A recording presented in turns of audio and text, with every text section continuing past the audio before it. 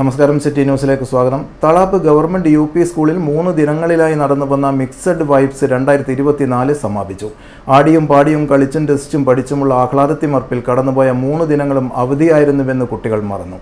പങ്കെടുത്ത മുഴുവൻ കുട്ടികൾക്കും ക്യാമ്പ് നീട്ടണമെന്നായിരുന്നു ആഗ്രഹം. സമാപനം സംവിധായകൻ രാകേഷ് കെ രാജൻ ഉദ്ഘാടനം ചെയ്തു.